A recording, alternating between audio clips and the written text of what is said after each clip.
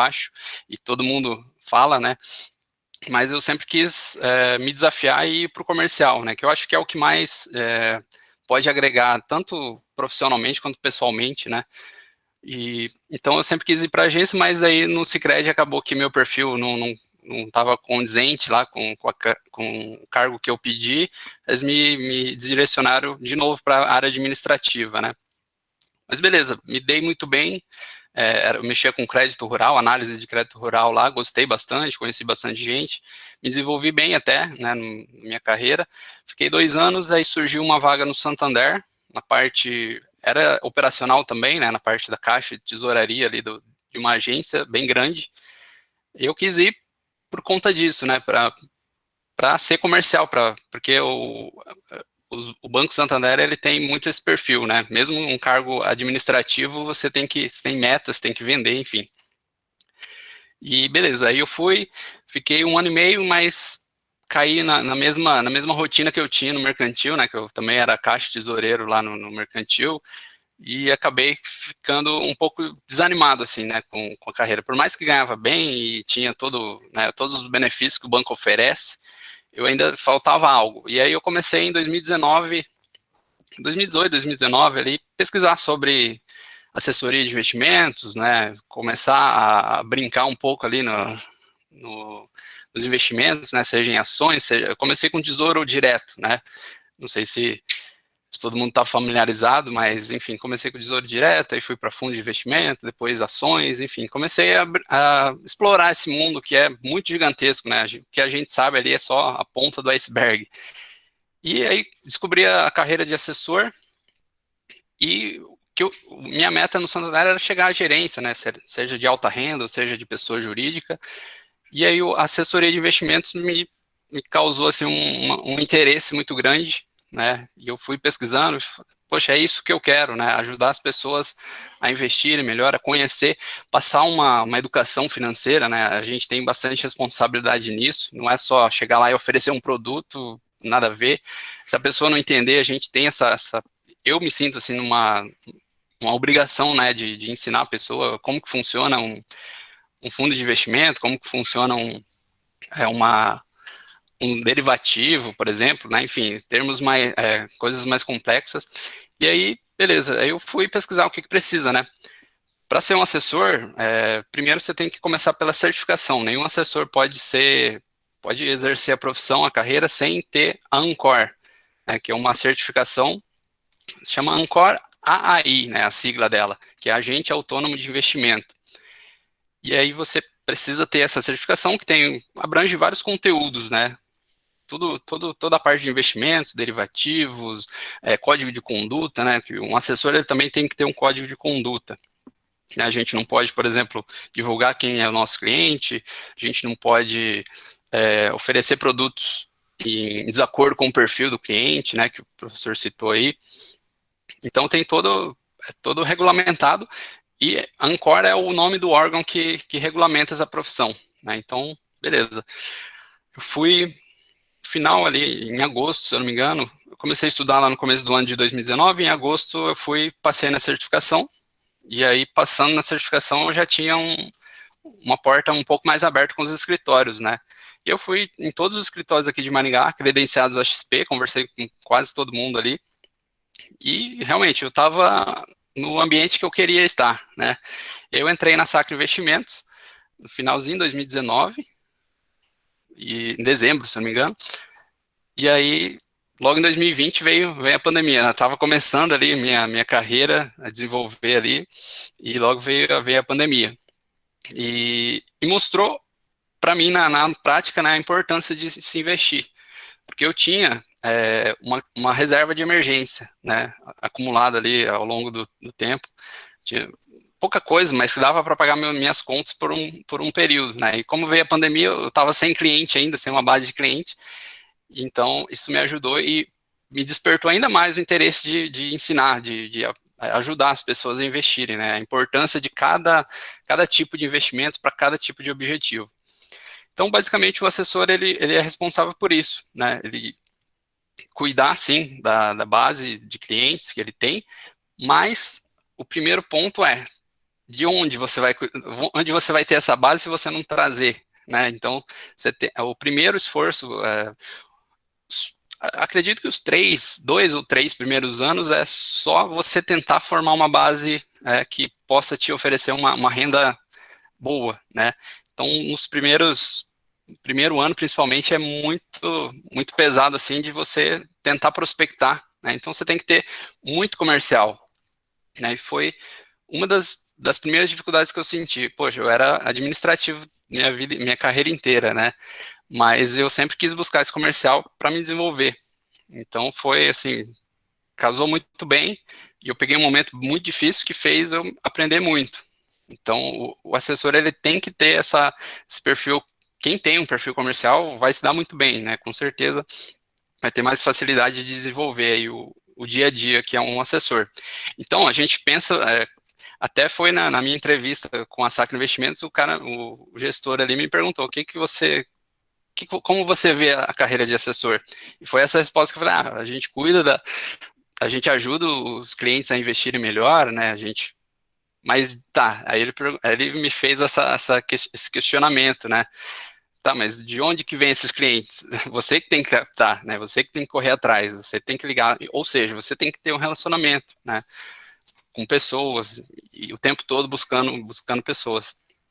Então, esse é o ponto, é o primeiro ponto, né? Se você tem essa disposição de, poxa, eu conheço fulano, conheço ciclano, que vão poder trazer, e indicações, né? Porque se você atender bem o cliente, se você não pisar na bola com ele, se você oferecer os produtos certos, conforme o perfil dele mesmo, obter rentabilidade, claro, mas manter uma frequência de contatos, manter um relacionamento, com certeza esse cliente vai ficar satisfeito e vai, poxa, eu conheço um cara que está com dinheiro parado em banco, vou te indicar ele, aí eu corro atrás dele, entendeu? Então essa mais ou menos é a dinâmica, e o tempo todo você tem que ter uma agenda bem organizada, né? Também foi uma dificuldade minha no começo, que eu fazia as coisas, eu tinha rotinas, né, administrativas que eu fazia ali, mas eu não tinha um dia a dia comercial, então para mim reorganizar minha agenda foi bem difícil, né? Tanto que agora que eu estou começando depois de quase um pouquinho mais de um ano, né, na profissão, que eu estou começando a ter uma agenda mais organizada. Então você tem que buscar conhecimento o tempo todo, né, porque o mercado não para, né? O ano passado foi muito aprendizado porque tudo ocorreu, parece, né? Tudo que não tinha ocorrido nos últimos anos aconteceu. A pandemia afetou a rentabilidade da bolsa, né? As ações despencaram, os títulos de crédito privado tiveram marcação mercado negativa, né? Alguns fundos que nunca renderam negativo começaram a render. Depois, no meio do ano ali, mais para o final ali, o Tesouro Selic também, que nunca rendeu negativo, começou a render negativo. Fundos DI dos bancos, né, começaram a cair. Então, assim, você tem que estar ligado para esses acontecimentos e entender por que aconteceu. Você tem que se informar sobre os produtos, né, que você vai oferecer para os clientes, sugerir, né, porque a gente, como assessor, a gente só pode sugerir, indicar, de acordo com o perfil, conhecer, manter o relacionamento, né. A gente não faz, muita gente confunde, né, o assessor com o analista. Analista é outra profissão, outra carreira, né. O analista é aquele que, sim, que fica com gráfico na tela, fica olhando balanço de empresa, fica estudando, ligando, mantendo contato com os empresários, né, os funcionários da empresa, para entender o que se passa lá dentro, para poder falar, pode comprar essa empresa que é boa. Nós não. Nós somos proibidos, né, pela nossa certificação de fazer isso. Eu falar para o professor Dantas, compra Magazine Luiza porque vai subir. Se eu falar isso, ele vai lá e compra, ela cai, enfim. E aí eu estou em desacordo, né, com a minha certificação.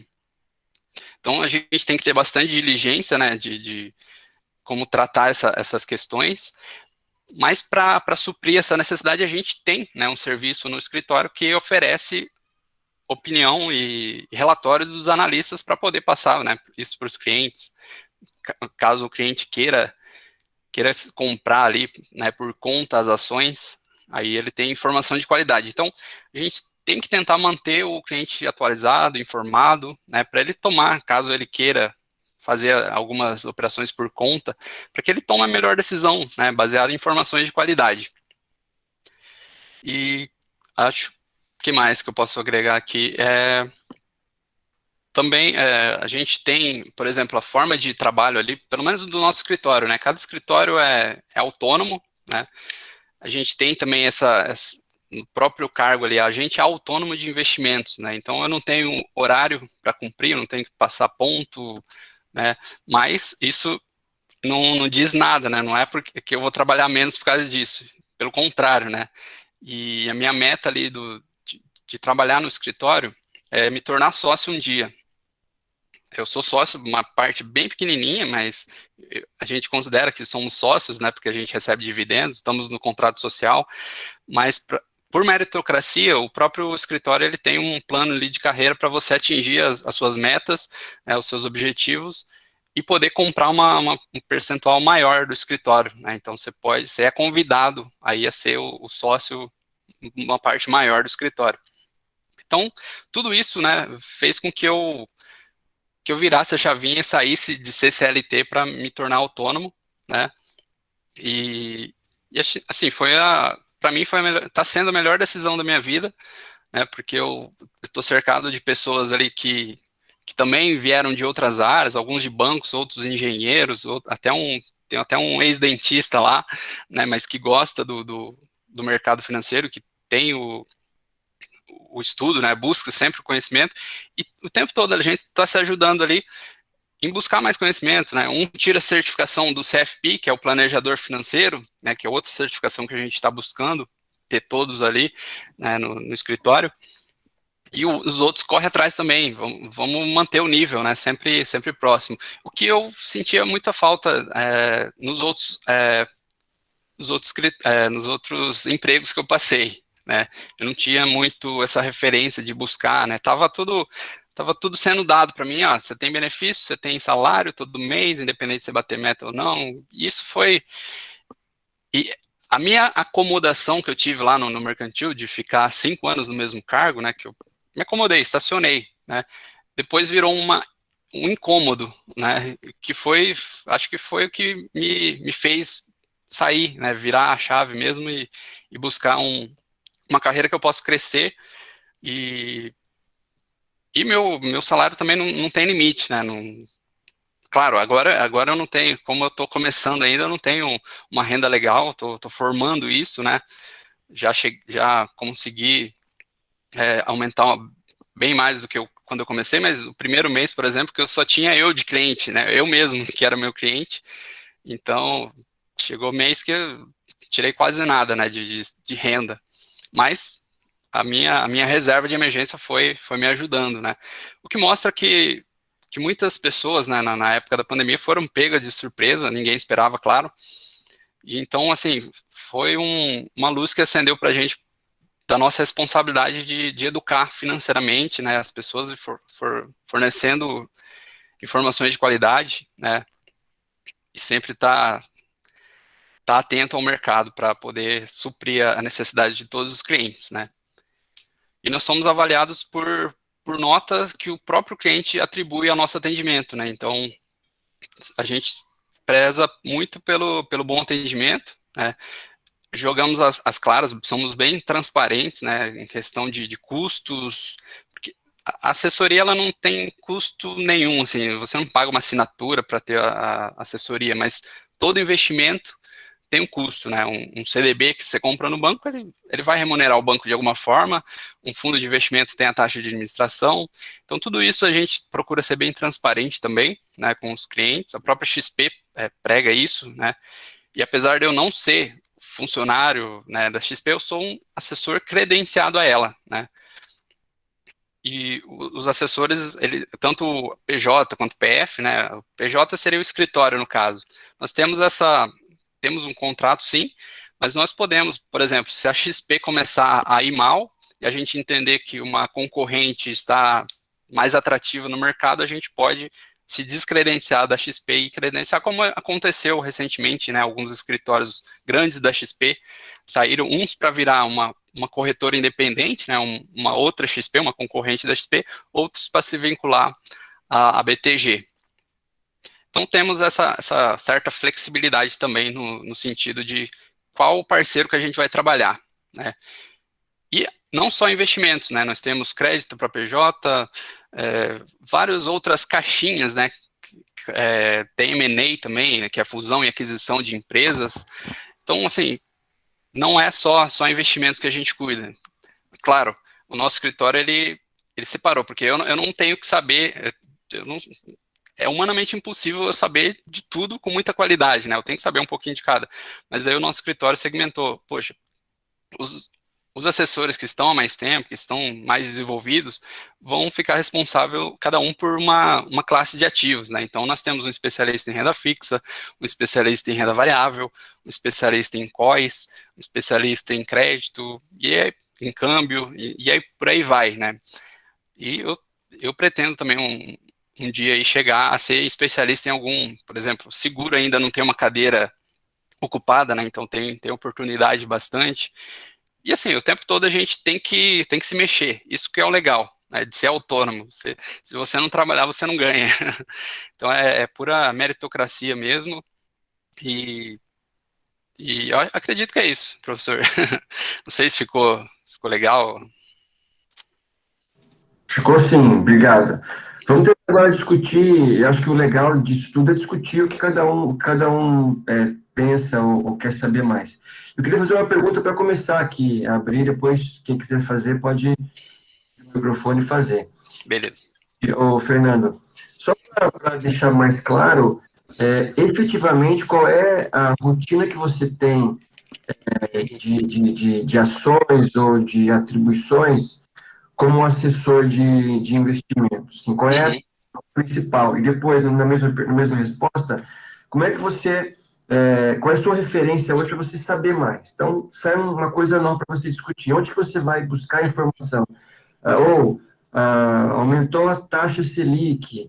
Como é que você vai discutir o que isso muda ou interfere no fundo imobiliário, no tesouro direto? Então, como é que você hoje aprende? Você tem que fazer sempre um curso formal, você aprende por si só, você tem sua autonomia de aprendizado, então só para o pessoal discutir um pouco como é que é essa rotina sua. Tá. Bom, a rotina de um assessor basicamente é correr atrás do cliente, né? De novos clientes, para poder cada vez mais fomentar até o próprio escritório, né?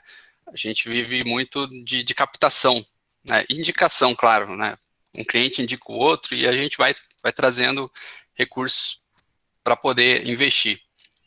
E então, assim, acho que o primeiro acho que tem três atividades que te geram renda, que é basicamente a rotina de um assessor, né? Uma é essa que eu falei, né? Prospectar o tempo todo o cliente, tentar trazer cliente novo, seja por uma lista fria, sei lá, eu peguei umas empresas aqui, vou ligar na cara dura mesmo, ou por indicação, né, que é uma forma um pouco mais fácil, porque se você ligar e falar, ó, o professor Dantas te indicou, a conversa é outra, né. Outra é cuidar da sua própria base, né, porque não adianta nada você trazer e você abandonar o cliente lá, esquecer dele, então você tem que o tempo todo tá ligando, perguntando se está tudo bem, olhando para a carteira dele, ver se tem oportunidade de melhoria, ver se de repente um produto que sai no mercado na prateleira lá nova, que faz, você acredita, opa, isso daqui lembra, faz sentido para aquele cliente de perfil agressivo ou conservador, enfim. E o terceiro é o tempo todo você tá se especializando, né, buscando conhecimento mesmo. E aí até entra na segunda pergunta, né, do professor, que quando sai alguma notícia, primeiro a gente procura se informar através da própria XP, ela gera muito conteúdo de qualidade, né? Tem um site chamado Conteúdos XP, que saiu uma notícia do mercado relevante e já tem relatório. Você corre lá para o conteúdo XP, já tem um relatório falando o que aconteceu, o que isso causa, quais os efeitos.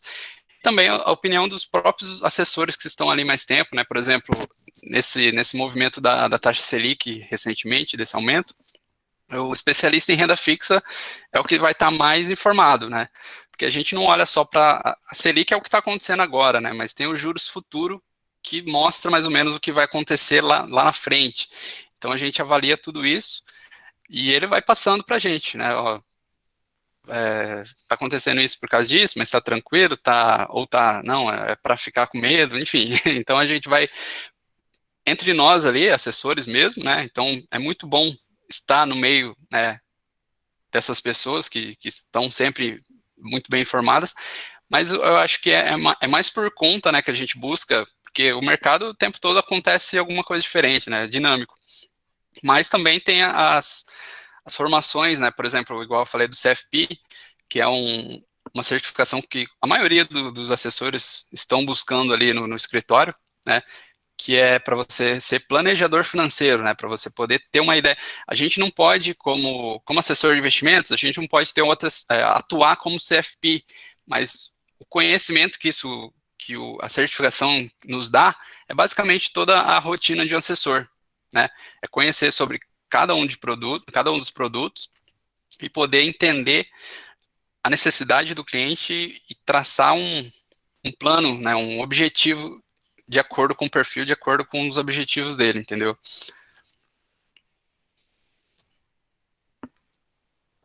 Beleza. Pessoal, quer fazer alguma pergunta? Agora a ideia é discutir mesmo o que vocês têm de dúvidas. Se alguém quiser fazer uma pergunta, seguir a mesma carreira. Eu vou perguntar aqui no chat. Então, Vai lá, Pedro. eu queria perguntar para o Fernando aí, boa noite, Fernando. É Boa assim, noite. em questão da sua função, né? Você deve ajudar o cliente a montar a carteira de investimentos dele de acordo com o perfil dele, é isso? Isso mesmo, Pedro. Assim, como que a gente sabe o perfil, né? Não tem como, por exemplo, a gente sentar hoje para conversar e eu entender qual que é o perfil do Pedro, falar, não, você é conservador, não tem isso. Então a gente procura o tempo todo estar em contato com o cliente, a gente faz assim, quando a gente prospecta um cliente, por exemplo, eu liguei para um cliente lá, ele teve interesse, beleza. A gente marca uma primeira reunião, conversa. Nessa primeira reunião já vou levantar vários dados, né? O que o cara já investiu, se ele já investiu, né? Ou se não, quais os tipos de risco que ele aceita correr, o que ele tem de objetivo de curto, médio e longo prazo. De repente ele fala, não, eu quero investir, eu tenho um dinheiro parado, eu quero investir, mas no final do ano eu quero comprar uma casa, um carro, enfim. Aí a gente já direciona para alguns investimentos, né? Independentemente se ele for agressivo ou não. Então a gente tem que colocar tudo na balança ali e fazer um levantamento por nossa conta mesmo. E depois, o próprio sistema da XP tem algumas perguntas para o cliente responder para definir se ele é moderado, se ele é agressivo, mas isso no sistema, né? A gente não segue muito isso à risca, porque a gente tem que conhecer o cliente. Então, a essência de saber o perfil do cliente está realmente no relacionamento, né, no dia a dia. E às vezes a gente pode errar, sim, de colocar o cliente no investimento, por exemplo, em ações, mas o cliente é muito conservador, na primeira queda ele já quer retirar, já quer sacar, a gente, poxa, esse cliente está desalinhado do perfil dele. Então a gente pode rever a carteira, enfim.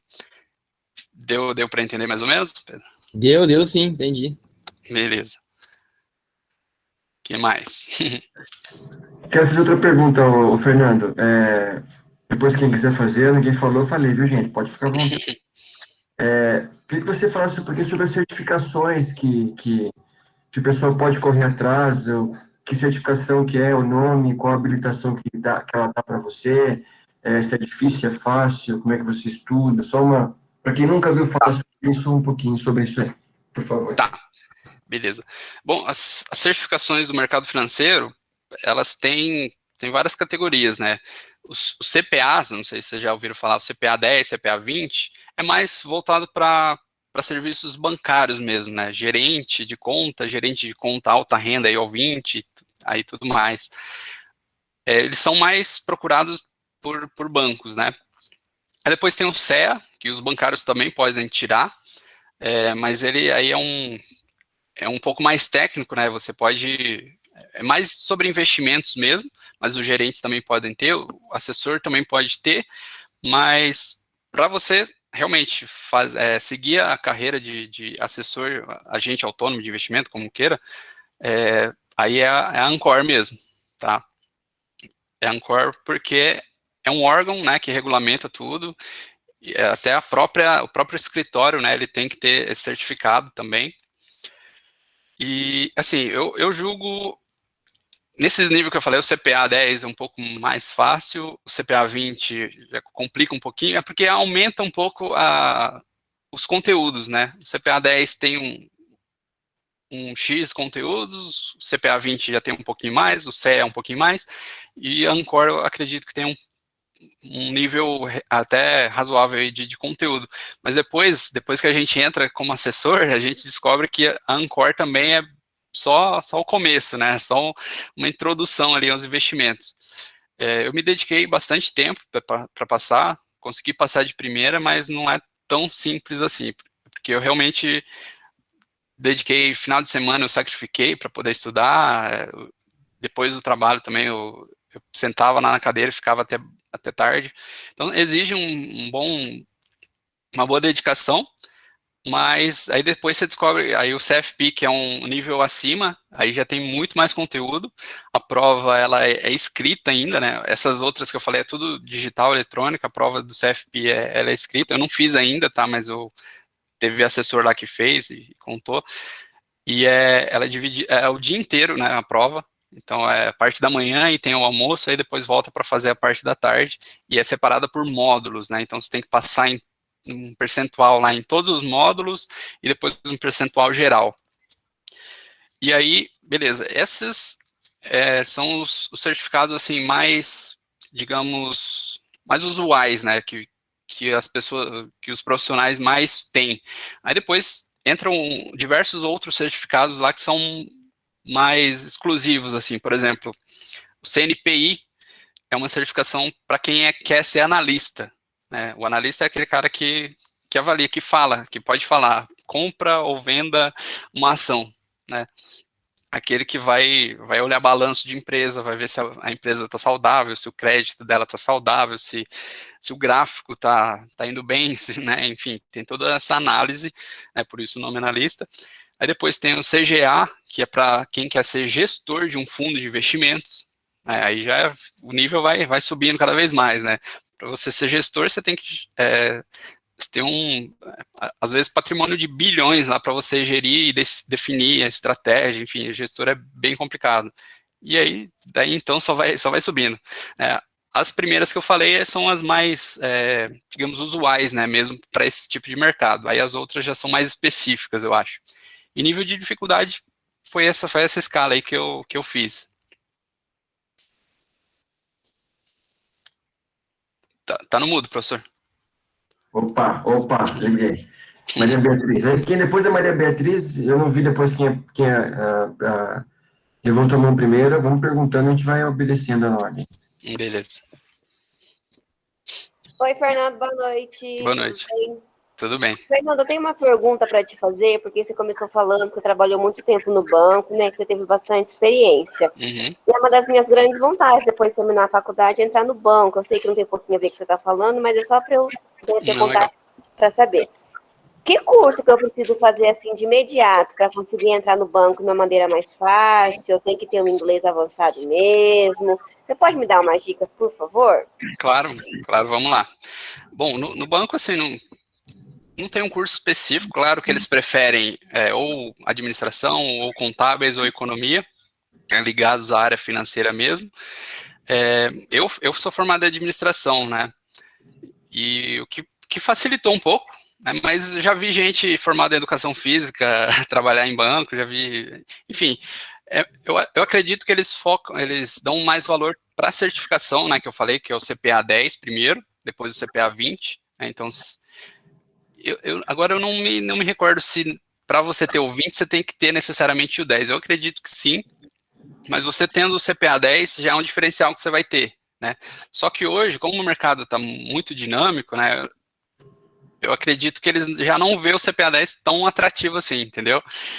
Já o 20 já começa a ter uma conversa melhor. Então, acho que assim, Maria, primeiro focar em certificações, né? Inglês é importante para tudo, claro, mas também não é eles não vão te avaliar no inglês lá, sabe? Pelo menos o histórico que eu tive nunca perguntaram, e eu sempre fui mais ou menos em inglês. Beleza? Obrigada, Fernando. Imagina. Estudar, Maria Beatriz, estudar e fazer certificado CPA 20 e levar no banco, ó, estou com o certificado pronto, já tirei com o seu currículo. Exato. Verdade. Pode deixar. Quem que levantou a mão depois? Pode perguntar, gente. Pode abrir no... Boa noite. Oi, Boa noite. Fernando, tudo bom? Tudo bem, e você? Tranquilo. Você comentou agora que você migrou de carreira, você começou na instituição financeira e foi para a parte de investimentos, e você comentou que no início é captação pura de clientes, né? Primeiro você tem que captar o cliente para daí você conseguir assessorá-lo. Isso. Para alguém que está numa instituição financeira, por exemplo, hoje eu estou numa instituição financeira, tenho CPA 20, mas eu também tenho essa vontade de ir para investimentos. Legal. O que você indica ou você acha que é um caminho mais fácil? Você permanecer um tempo maior na instituição financeira, criando uma rede de relacionamento, já captando alguns clientes para você conseguir migrar, ou se, por exemplo, hoje eu falar, não, vou direto para a certificação Ancor, vou entrar num escritório, eu vou ter mais dificuldade. Se eu pular essa etapa do comercial, do relacionamento, o que você indica? Tá. Bom, Luan, vou contar como foi para mim, né? Eu pulei essa etapa e senti, né, uma dificuldade maior. Assim, meus objetivos eram entrar no Santander, porque era mais comercial, mais corrido, em período aí, sei lá, de um ano e meio, eu ser promovido para gerente, né? E aconteceu que eu me candidatei para uma vaga de gerente lá depois de um período, acabou que não me chamaram e chamaram uma pessoa nova do mercado, né? Eu falei, já estava decidido a migrar, então eu falei, vou pular essa etapa, porque se eu esperar mais um pouco, né, eu acabo ficando acomodado de novo, enfim. E eu quis pular essa etapa, mas por me desafiar mesmo, né? Porque eu achava que eu tinha um bom relacionamento com alguns clientes ali do banco, mesmo não sendo gerente deles, mas eu acho que facilita você formar uma carreira no banco, né? Porque pensa, você assumir uma carteira de clientes ali. Com certeza você vai ter clientes, né, misturados ali, né? Alta renda, baixa renda, enfim. E aí você vai poder criar um relacionamento com eles, para depois, quando você migrar, vai ser mais fácil você ligar, sou o Luan, lembra de mim? Eu te atendia lá no banco tal, era seu gerente de conta. Acho que facilita um pouco mais, né, para você prospectar. Não quer dizer que vai ser sucesso, né? Nós temos outros gerentes de banco ali no nosso escritório que falaram a mesma coisa, não é simples assim. Mas quanto mais relacionamento você tem, com certeza vai facilitar, né, vai te aproximar aí desses clientes, né? Beleza? Bacana, obrigado. Pô, imagina. Mais alguém, Olá, pessoal? Fernando. Olá, tudo bem? Meu objetivo é tirar o meu CNPI. E eu Certo. queria ver com você qual é a dica que você poderia me dar e qual foi a sua rotina de estudo para tirar o seu Ancord, o que você achou, se a prova é difícil, se a prova é fácil, quais foram os pontos mais difíceis que você achou, essas coisas. Sim. Então, minha rotina de estudo foi bem intensa nessa época que eu estava... Primeiro você tem que se decidir, é isso que eu quero? Beleza. E aí você começa a estudar. A XP, ela forneceu alguns cursos. Como eu me cadastrei lá no site, falei que eu tinha intenção de virar assessor, eles forneceram alguns materiais. Só que os materiais não são, assim, de boa qualidade, sabe? Daí eles tinham duas opções lá que eram pagas e eram, sei lá, R$500 na época, R$600 um curso. Eu falei, meu Deus, será que eu pago, né, se eu não passar? Enfim, tinha toda aquela incerteza. Mas os materiais que eles distribuíram gratuitamente não eram de qualidade, não me ajudavam nada. Então eu resolvi pagar, falei, vou pagar e vou me dedicar ao máximo, né?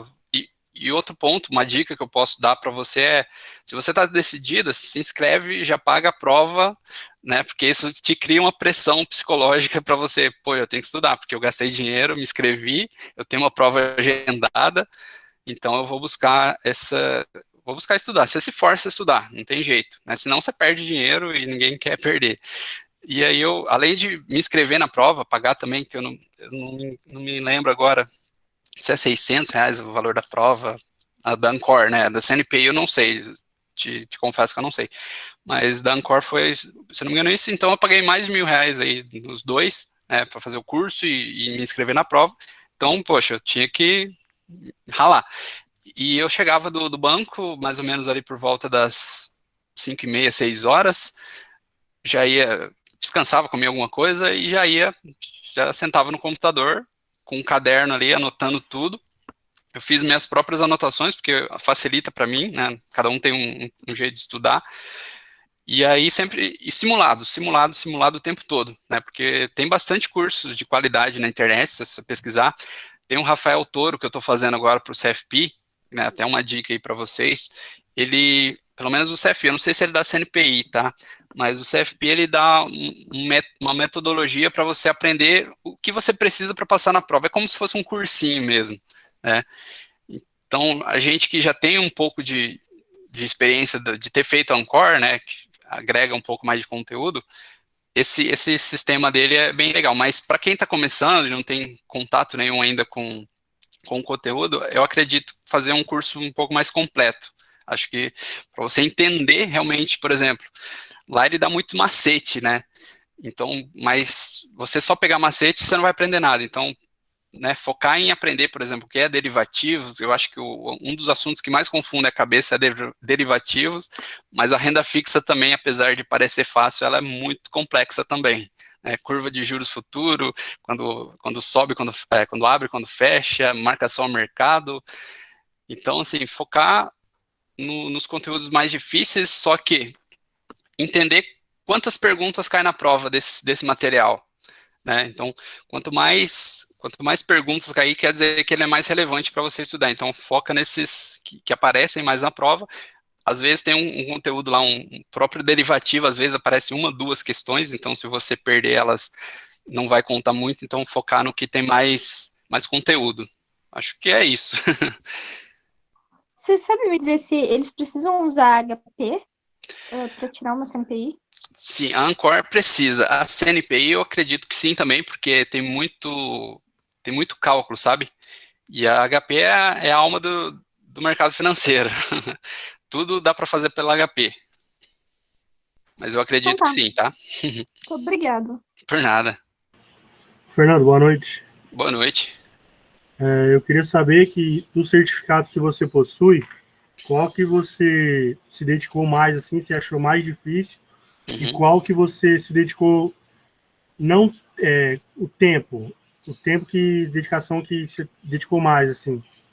Tá. Qual certificado que você acha assim, esse eu me dediquei mais tempo porque esse para mim era mais complicado. Tá. Bom, eu só tive 2 certificados até então, o CPA 10, que foi para entrar no... Na verdade, eu entrei sem o CPA, que na época eles não olhavam muito, e até o banco que eu entrei era pequeno, assim, então eles foram mais pela necessidade mesmo. Mas daí, durante o período ali, eu fui visando, né, buscar outros bancos, outros cargos. Aí eu fiz o CPA 10. Eu posso falar que eu me dediquei um pouco menos ao CPA 10. A Ancor eu me dediquei muito mais, né? Até porque era uma decisão que eu tinha tomado, né? Eu estava decidido a ser assessor, e porque também tem muito mais conteúdo, né? O CPA 10 ele é uma parte de conteúdos ali. Agora a Ancor ela é bem mais abrangente, né? No sentido de assuntos ali, ele tem mais assuntos, sabe? Então, alguns assuntos não entravam na minha cabeça, né? Porque eu não tinha contato. Hoje, se eu fizer uma prova da Ancor de novo, pode ser que eu tenha um pouquinho mais de facilidade de entender o que ele está pedindo, porque tem um pouco mais de vivência ali, né, como assessor. Mas foi difícil, assim, a Ancor foi mais difícil. E CNPI eu acredito que seja um nível acima ainda. Você lembra por quanto tempo você se preparou? Quantas semanas, quantos meses? Tá, eu fiz a prova em agosto. Eu tomei a decisão em maio. Em maio eu tomei a decisão, fui lá, fiz a inscrição, comecei por maio, junho, julho. Foi uns 3 meses aí bem intensos de estudo, sabe? Bem intensos mesmo, né? De sábado, domingo. E o que mais me ajudou foi simulado, né? Porque eu errava uma questão, eu voltava lá no conteúdo, pesquisava sobre ele, por que eu errei, o que eu fiz aqui, e aí focava nessas que eu errei, sabe? As que eu estava indo bem, que eu sabia já, porque também tem a questão tempo, né? A prova tem 2 horas de duração só, acho que, se eu não me engano, são 80 questões, isso da Ancor, tá? 80 questões, também tem a regra dos módulos, né? Se você reprovar em um módulo, você já está eliminado. Então, você tem que passar em todos os módulos e acertar no total ali 70% da prova. Então, essa regrinha também complica um pouco, né? Porque se você não se dedicar a um módulo ali que você tem dificuldade, você pode rodar. Ok, valeu. Valeu. Fernando, boa noite. Boa noite. Você falou que o assessor, né, ele não tem uma assinatura e tudo. Como que um assessor faz para ganhar dinheiro, então, no caso? Você fala assinatura de CLT, assim? Não, eu falo do cliente. Você falou assim, um cliente não tem uma assinatura com o assessor e tudo. No começo, como que um assessor faz para ganhar dinheiro? Então, ele ganha comissão em cima do investimento que o cliente faz? Isso mesmo. Tudo via comissão, né? O que acontece? Quando você monta uma carteira para um cliente, todos aqueles ativos que você colocou ali, eles vão ter uma forma do cliente, é um custo, né, para o cliente. Mesmo se você for no banco ali, se você quiser aplicar num fundo de investimento, o fundo de investimento ele tem uma taxa de administração. Essa taxa de administração é um percentual que o fundo te cobra diariamente, apesar dele ser ao ano, né, especificado ali, por exemplo, 1% ao ano, a rentabilidade que o fundo te entrega já está líquida, já está descontada essa taxa, né? Mas é 1% do que você aplicou ali. E esse 1% é repassado para o banco, no caso, no fundo de investimento do banco. O que a XP fez? Ela pegou esse mesmo modelo que o banco tem, só que ela fez uma plataforma aberta, onde diversas outras instituições, por exemplo, um banco menor, um banco BMG, por exemplo, que só tem lá em Minas Gerais, aqui em Maringá não tem nenhuma agência. Ao invés dele vir aqui, abrir uma agência, né, esperar você ir lá, abrir a conta nele e investir num CDB, muito mais fácil ele colocar numa plataforma aberta, bem conhecida, né, a maior da América Latina, para que você, tem um CDB do Banco BMG pagando, né, sei lá, 150% do CDI, ou, enfim, pagando melhor do que você colocar um 90% do CDI lá no banco. Então, você vai investir através da BMG, ela vai reconhecer que foi através da minha assessoria, do meu escritório e da XP que você chegou até lá. Então, ela vai dividir essa taxa de administração, entende? E aí, uma coisa compensando, pode ser que a taxa seja um pouco maior, mas a rentabilidade também que ela te paga melhor. Então, compensa, uma coisa compensa a outra, e divide entre os responsáveis, né, por fazer você chegar até lá, né? E aí é um ponto de atenção também que o assessor não pode ter conflito de interesse, né? Eu não posso simplesmente oferecer um produto que vai me pagar melhor, mas não faz nenhum sentido para o cliente, porque uma hora ou outra isso vai pesar, ele vai descobrir, ele vai, né? E aí ele não vai me indicar ninguém, ele vai sair com o dinheiro da conta, e também é muito livre, porque eu tenho um código de assessor, né? E se o cliente estiver insatisfeito comigo e ele eu conheço outro assessor que vai oferecer um serviço melhor, ele troca de código, ele continua com a conta na XP, mas ele pode mudar de assessoria, né? Em dois cliques ali, ele muda de assessoria. Então, quer dizer, o meu objetivo ele tem que ser realmente o mais genuíno possível com o cliente, para que ele possa, ao invés de sair com o dinheiro, ou trocar de assessoria, ele vir com mais clientes, né? Indicar mais pessoas para mim. Então, daí que vem minha receita, através de comissões, que é repassado, você vê que até chegar em mim vai dividindo e vai descontando imposto, então, quer dizer, eu tenho que fazer um volume cada vez maior aí para poder ter uma renda boa, entendeu? Ô, Fernando, Sim, valeu. Valeu. Pode falar, Pedro. quando você seleciona alguns ativos para colocar na carteira de um cliente, é você que faz a análise deles? Boa pergunta. A gente lá, cada escritório tem sua metodologia, tá? Eu vou falar do meu, que é o que eu conheço.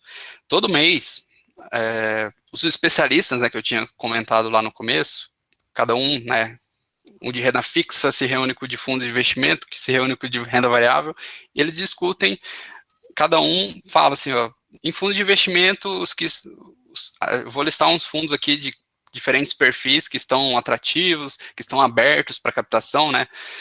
E eles fazem um comitê mesmo, né? Todo mês, o comitê ali, às vezes leva 3, 4 horas discutindo quais ativos que a gente vai colocar numa carteira sugerida. Então a gente divide. a gente entende que não existe só 3 tipos de, né, não é só o conservador, o moderado e o agressivo. A gente entende que é o conservador, o moderado com viés conservador, que é aquele que está aprendendo ainda a investir, já quer correr um pouquinho mais de risco, mais calculado. O moderado mesmo, que é o do meio do caminho. O moderado com viés agressivo, aquele que ainda tem um pé no chão, mas quer correr mais risco. E o agressivo mesmo, né, é o que já entende, já domina um pouco o assunto. E aí a gente monta carteiras sugeridas para cada tipo de perfil, só que nem sempre, eu nunca, desde que eu estou ali, eu nunca montei uma carteira igual para 2 pessoas, né, porque cada um tem um objetivo, cada um tem uma característica única, né. Então, às vezes, na carteira sugerida do perfil moderado, vai ter um ativo que não faz sentido para o João ali, para o Pedro, enfim, né. Então, a gente sempre foca nessa questão de se relacionar e conhecer a pessoa, né? Porque não é porque a gente, claro, ali é um esqueleto para a gente, né? Se os especialistas do nosso escritório estão falando, a gente confia neles, esse produto, se você quer um fundo multimercado, qual que está ali na lista? Vou pegar um daqueles ali, entendeu? Então, parte daí. Mas, claro que tem que ter um pouco de feeling do assessor também, para ele saber. Às vezes um cliente está com uma demanda bem específica ali, ele quer investir em um mercado bem específico. Aí a gente vai avaliar e mostrar as opções para ele, entende? Entendi, sim. Beleza. Eu já tenho outra pergunta, será que tem alguém na vez aí? Não sei. Pode falar, mano. Assim, para você fazer assessoria, sempre tem que estar ligado a uma instituição ou pode ser de forma autônoma? Boa pergunta também. Sempre tem que estar credenciado, né? Você sempre tem que estar credenciado a alguma instituição.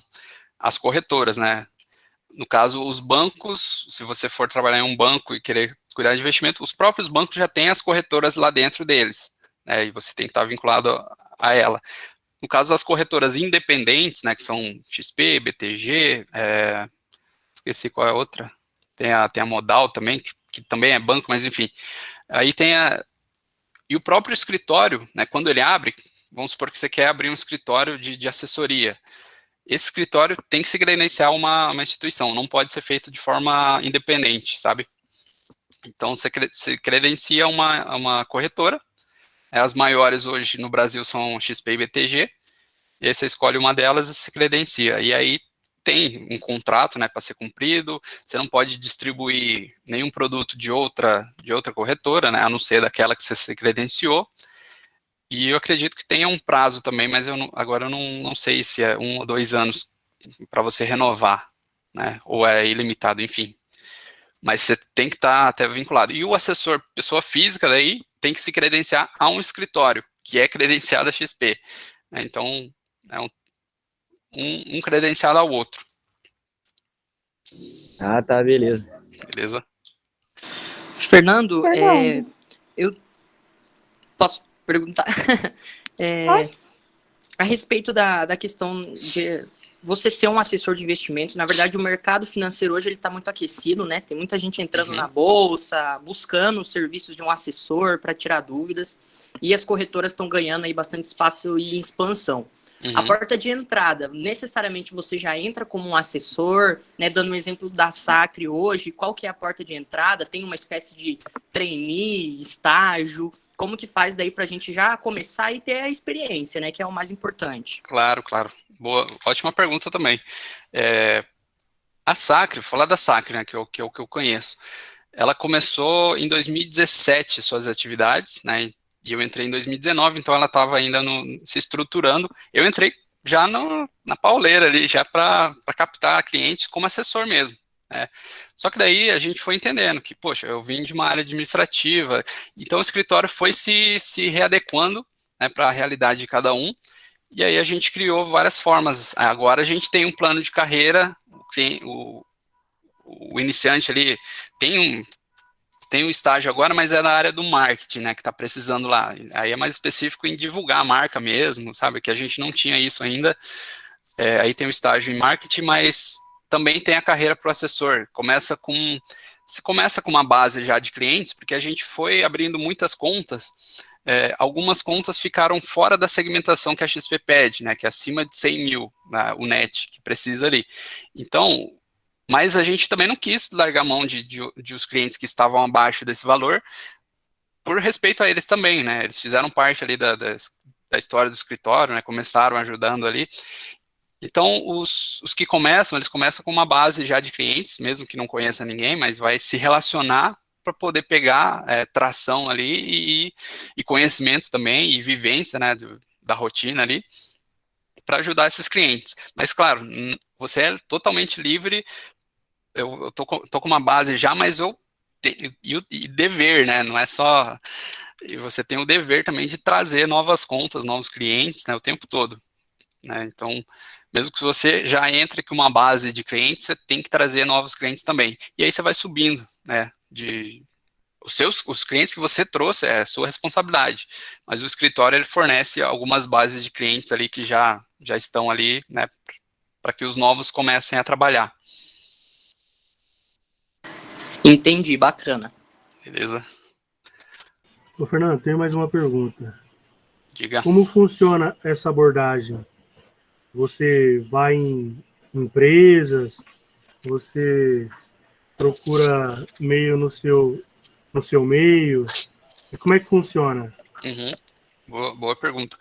A XP ela tem vários treinamentos que falam disso, né? Quando logo você entra, na época que não tinha pandemia ainda, que eu entrei, eu fui lá para São Paulo fazer um treinamento para aprender como fazer esses tipos de abordagem e tudo mais. Mas aí é muito da criatividade de cada assessor, né? Eu já vi assessores marcando consulta com o médico só para ir lá para poder falar com o médico que era assessor, e ele conseguiu converter 2 médicos dessa forma. Outros fazem eventos online especificamente para um público, seja médico, seja engenheiro, seja empresário, né, para poder captar e divulgar o trabalho. Já vi assessores também indo de porta em porta, né, gastando sola de sapato mesmo. Ele pagou a consulta? Acho que pagou. E assim, vai da criatividade de cada um. Como eu não tinha assim, uma rede de relacionamento tão grande, eu pegava o telefone, cara, o próprio escritório ele faz eventos, e nesses eventos ele pega dados, né, das pessoas, se inscreva no evento tal, ou no final, quando não tinha pandemia e fazia eventos presenciais, dava uma fichinha para o cliente preencher com os dados dele, com uma indicação, né, sempre pedindo uma indicação, e a gente saía ligando, ó, você esteve aqui no evento tal, eu sou aqui assessor, queria conversar contigo, marcar uma reunião, marcar um bate-papo, né, a gente tenta fugir um pouco dessa formalidade claro, depende, né, caso para caso, se eu ligar para o empresário, eu vou falar de uma forma, né, mais formal, mas vai da criatividade, né, apesar de que a XP tem vários padrõezinhos ali que eles te incentivam a estudar e para te ajudar, né. Ok, valeu. Valeu. Fernando, você, aproveitando essa sua resposta e que você comentou lá no início que você teve um pouco de dificuldade, né, para poder ajustar sua agenda, como dividir as atividades, porque muda bastante, e sendo um pouco mais específico, como que você divide o seu tempo entre prospecção e assessoria, né, para a base que você já possui? Como que você faz essa organização? Beleza. Bom, geralmente a gente fazia assim, eu chegava lá no escritório de manhã, fazia um planejamentinho de como ia ser o dia. Tem muitos clientes que às vezes esquecem saldo parado em conta ali, né? Aí a gente vê quais oportunidades tem para cada tipo de cliente, faz um planejamento mesmo, como vai ser o dia.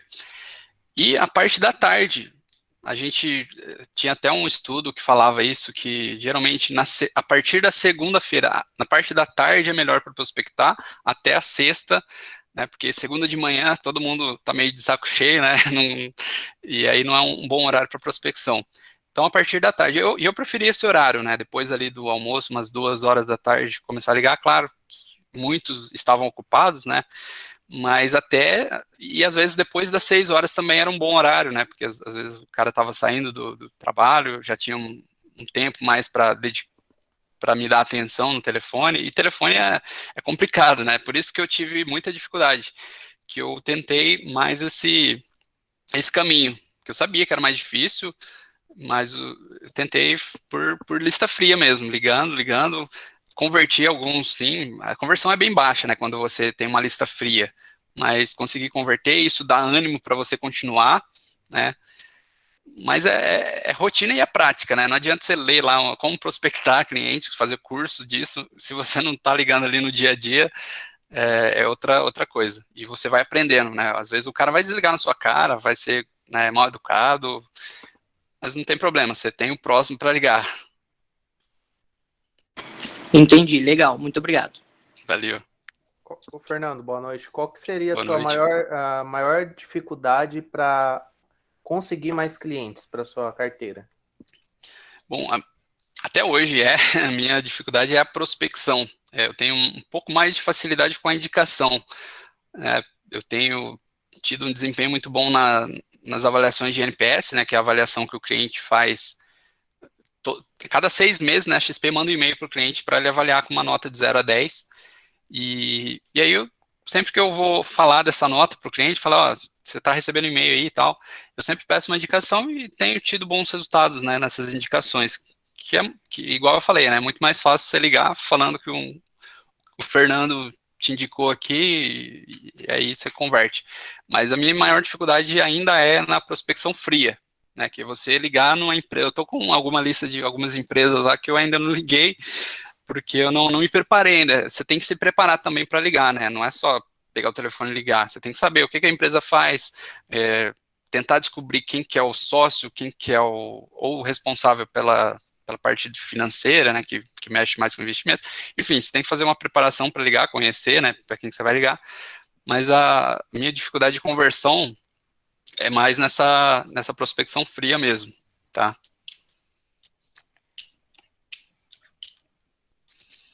Obrigado. Nada. Fernando, só para terminar aqui, já são 8h30, eu vi uma vez de investimentos inusitados na CBN, eu vi. Aí, fundo em urânio, fundo em cannabis. Vocês têm alguma coisa semelhante a isso? Ou é muito peculiar ainda esse tipo de investimento? O de urânio, eu ouvi falar, eu ouvi uma conversa no escritório, mas eu não parei para discutir, não sei se na XP tem, eu acredito que não, de urânio, né? Mas de cannabis eu sei que tem. Inclusive, ele teve uma alta bem expressiva no final do ano passado. Eu não estou acompanhando, mas existe esse fundo de cannabis, né? A XP, eu acho que foi a primeira, se eu não me engano, foi a primeira a criar esse tipo de investimento. Mas de vez em quando aparecem os investimentos inusitados mesmo. Tem um que a gente gostou bastante, que é de robótica, que é um fundo chamado Robotech. É um fundo relacionado à indústria, né, de robótica e tudo mais. Achamos bem interessante, é internacional, né, é dolarizado e tudo mais.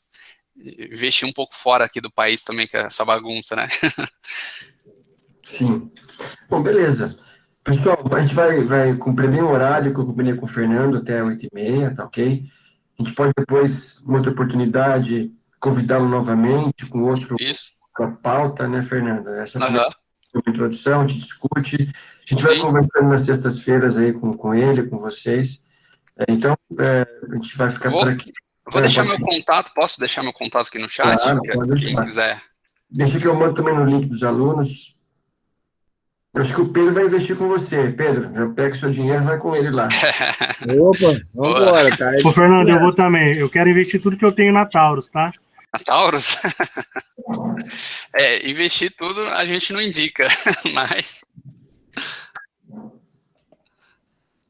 Comprar tudo em criptomoeda. Tem fundos de criptomoeda lá na XP. Não tem o ativo, né, solto ali, você não consegue comprar a moeda mesmo, mas você consegue investir em um fundo, que daí tem uma gestão profissional, né, o cara que vai decidir ali. E não é só Bitcoin, né, são cripto mesmo, são a cesta de moedas. Daqui a pouco vai sair um fundo até do Butantan. Eu vou para a Petrobras, isso sim, falar oi.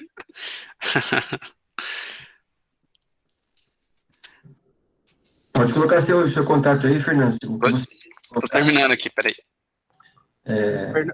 Fernando, nessa questão da cannabis aí, de investir na bolsa, né, referente a isso, como está tendo muita abertura em outros países, que está tendo venda, está tendo uma liberdade bem grande, crescendo fora, né, o mercado disso aí, que está tendo até faculdades de como produzir, fazer tudo isso. Você acha que no Brasil hoje vale muito a pena investir nisso agora, por um futuro próximo aí, ter uma liberação aqui e crescer o valor dessa bolsa?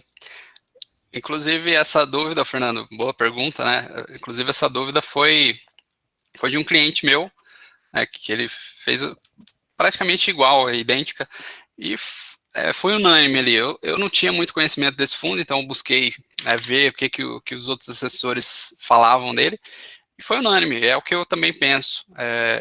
Investir, se você acredita mesmo nesse mercado, né, entende que tem um futuro, coloca ali um percentual, claro, não é uma aposta, né? Você tem que ter diversificação na sua carteira. Então, se você acredita nesse mercado, coloca um percentual que você sabe que pode correr risco em cima e espere o longo prazo, não adianta. A gente sempre bate nessa tecla, eu sei que às vezes parece chato, né? Todo mundo quer ganhar dinheiro o quanto antes, mas o longo prazo ele vai te ajudar. Se for realmente um mercado que vai se consolidar, ele vai apresentar isso no longo prazo. Assim como a Bitcoin, ela vem crescendo muito, mas a gente ainda não, é muita incerteza ainda, né? Porque não tem uma regulamentação tão consolidada, né? É um mercado ainda a ser explorado, né? Assim como o cannabis também. Então vai que lá na frente não aprove, reprove. Aí a tendência é que esse fundo, esse investimento, ele seja, ele caia, né? Vire pó. É igual a Bitcoin, né? Porque a Exato, Bitcoin, exato. quando eu era novo, 14, 15 anos, jogava Mu, Dota da vida lá, tinha para comprar equipamento do Mu, do jogo lá, a gente comprava e gastava tudo. Sério? Hoje, se tivesse guardado, tinha ganhado dinheiro. Exato. Então, é uma incerteza, né, que a gente tem. Realmente é investir no que você acredita e no que você conhece. Então, sempre pesquisa, né, sobre o mercado, tome sua própria decisão, mas se base em opções também de pessoas que estão, né, vivendo o mercado e vista no longo prazo mesmo.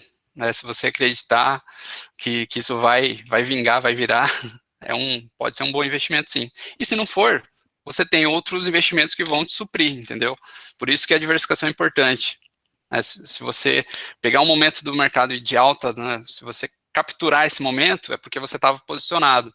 Né? Se você não capturou, é porque você não estava. Enfim, então você tem que diversificar, não colocar tudo em um ativo só, que aí vamos supor que Taurus aí deu uma regulamentação aí que saia, que proíba as armas de novo.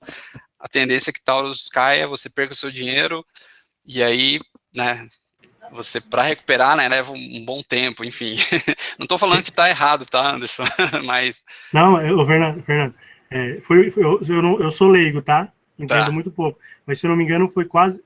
Eu acho que passou um pouquinho, 800%, é isso? Eu não acompanhei, Anderson, mas... Né? O Mas professor foi isso, dando olha lá, o positivo. professor. Temos mais 2 anos, Fernando. Temos mais 2 anos, querendo ou não. Ainda dá tempo de tirar uma casquinha desse... Ainda dá tempo de tirar uma casquinha desse mercado, aproveitar. Beleza, gente? Professor, Beleza. muito obrigado, viu? Imagina, eu que agradeço a oportunidade aí. A gente vai conversando. Beleza, professor. Um abraço. Conversa semana que vem e vamos tocando. Que meu jornalista depois assina, alguma coisa me avisa aí depois. Gente, Fernando. Gente, Professor. Anderson, eu cheguei atrasado do trampo e preciso assinar a lista. Mandei para você no seu WhatsApp aí, só. Obrigado. Falou? Valeu, professor. Até mais. Valeu, Ian. Falou, Fernando. Muito obrigado pela palestra, Fernando. Obrigado. Obrigado Valeu. aí, Fernando. Tchau, boa noite. Tchau, boa noite a todos. Eu não assinei a lista. Uma consultoria de graça.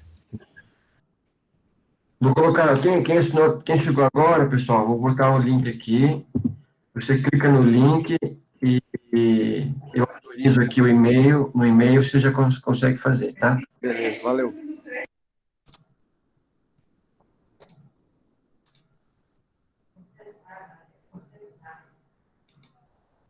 Eduarda. Tchau. Vamos abrir uma corretora aí para vocês me contratar. O Fernando, abre uma corretora e me contrata. Que, professor? Abre uma corretora e contrata a gente. Oxe. Não, mas da cannabis aí é doido, né? Já pensou? É, porque pra fora já tá liberado. Tem um monte de país liberado. Uns 5 já está liberado. É, então. Não, e tem uma faculdade. Tem uma faculdade de produção de cannabis. Você aprende a cultivar, a produzir. Ela tem várias formas de produzir. A semente serve para uma coisa, o caldo para outra. É um negócio bem louco. É que esse fundo que eu vi é para fins medicinais. Então, ele tem essa é uma outra possibilidade boa, né? Não, mas é essa área mesmo, professor. Essa faculdade, ela ensina a produzir. Porque, tipo assim, para um remédio lá, para o cara que tem depressão, aí ele precisa de um remédio que atinja tantos níveis lá. Aí os caras produzem através do caule, do caule dela, assim, da raiz da semente dela lá. Eles fazem umas mutações para ela ficar mais forte, mais fraca. Tem várias coisas lá que eles fazem. É extrair o óleo dela. Uhum. Então, assim, é um negócio bem da hora. Tinha um amigo, tinha um moleque que trabalhava comigo que ele estava estudando, que ele estava tentando entrar numa empresa não lembro se é no Canadá, qual país que foi, que fabrica, produz maconha, né? Planta maconha para fins medicinais mesmo. Achei da hora. Essa bolsa que você viu aí, você já viu para investir? Tá cara a ação, essas coisas ou não?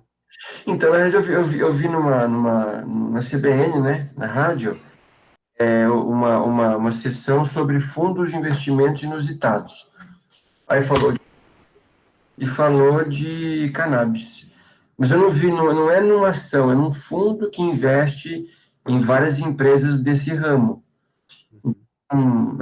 Não é comprar ação de uma empresa que produz, é um fundo mais amplo.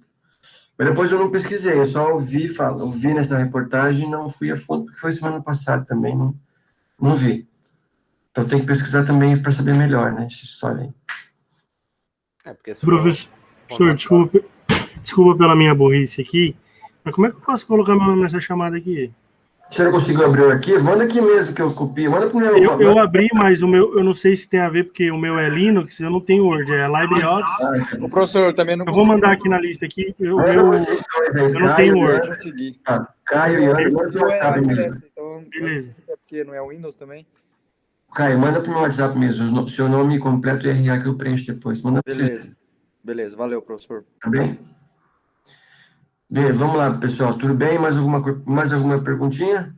É para mandar aqui ou lá no WhatsApp? Manda no WhatsApp mesmo. Daí aqui eu já vou desligar, depois eu perco. Bom, então, qualquer coisa, vamos procurando aí, gente. Tchau para vocês. Falou, valeu, professor. Falou, até mais. Falou, tchau, professor. Tchau, tchau.